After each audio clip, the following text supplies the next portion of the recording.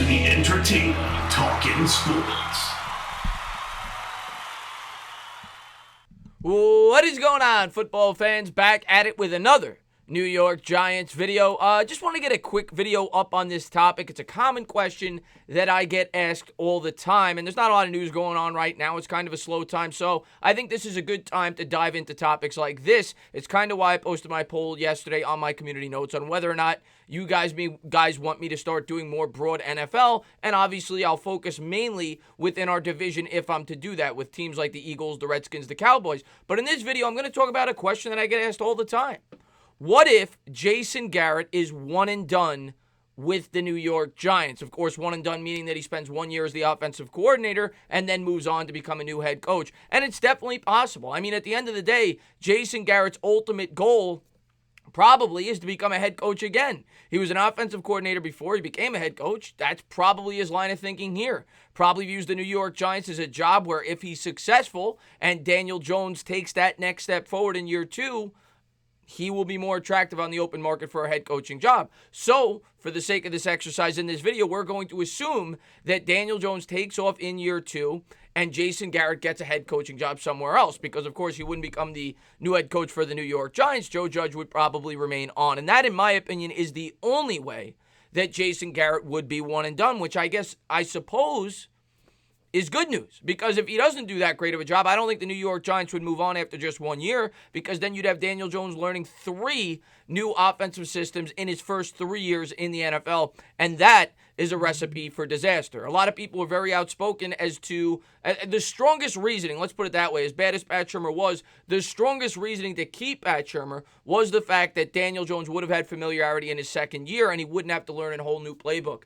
If Jason Garrett were to move on, he'd have to do that again for a third straight year, and you don't want to be messing around with your quarterback like that. So the question is, what if that were to happen? And that is part of the risk of bringing in a coach as accomplished as Jason Garrett was. As much as we like to make fun of Jason Garrett for the poor job that he did with the Dallas Cowboys in terms of they didn't exceed expectations when they met the playoffs, he still won a lot of football games with the Dallas Cowboys and definitely had success in terms of being an offensive coordinator. I think it's why a lot of Giants fans are fairly confident that he'll do a good job this year with the New York Giants. But if he were to move on, what makes the most sense? Well, in my opinion, due to the fact that you'd be switching up for a third straight time in 3 years, I would hire from within. It's the same thing that I've talked about with the GM. If they were to move on from Dave Gettleman, I don't think I'd want to completely break up the rebuild. I'd rather bring someone in from within the organization, a guy like Abrams. Well, with the New York Giants, if this were to take place, the guy that I think that would make the most sense, especially because I think the guy we'd be most worried about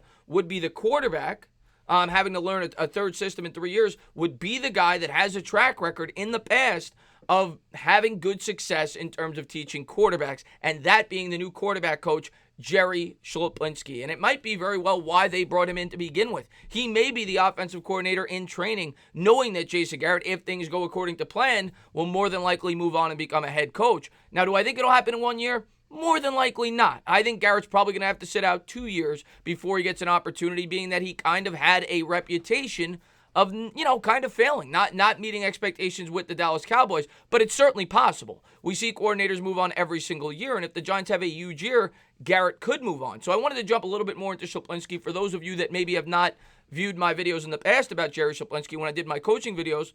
But I think he is far and away makes the most sense for nothing more due to the fact that he will have a lot of familiarity with Daniel Jones, and at least you'd have that. You'd have a guy that he's comfortable with.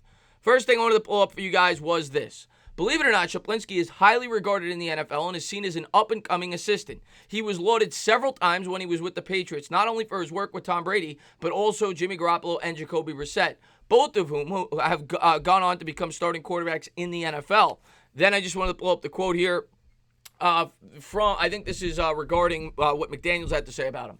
Schloplinsky was with me from day one, Garoppolo told WEEI. Josh McDaniels was our quarterback coach, but Jerry was my quarterback's coach at the time. He taught me all the ins and outs of the playbook. At the beginning, you're going into a system where a guy has been doing it for however many years. Tom has been doing it with Josh. So they are kind of speaking a different language initially. You're just trying to play catch up. And when you are in there, and Jerry was kind of that guy. He knows all the stuff, and he brings you up to speed. which is why I'm really excited about Jerry Saplinski being the quarterback coach. I think Daniel Jones is going to need that guy that could dummy down the playbook, especially in an offseason like this. I think he's a very valuable asset. He went on to move to the Miami Dolphins last year where, a lot of people said very nice things about him, including Dan Marino and Ryan Fitzpatrick, with the way that he was able to handle the quarterbacks there. Seems to be a quarterback whisperer and a guy that, quarterbacks seem to really like. And I don't doubt that he will have the same effect with Daniel Jones.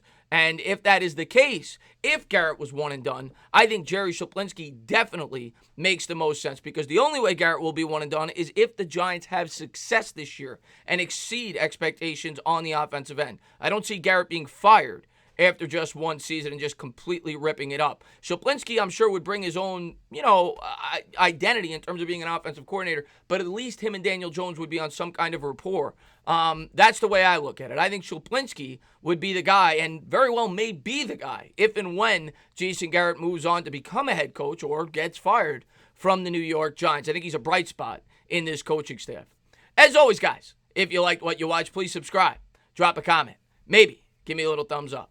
Cheers.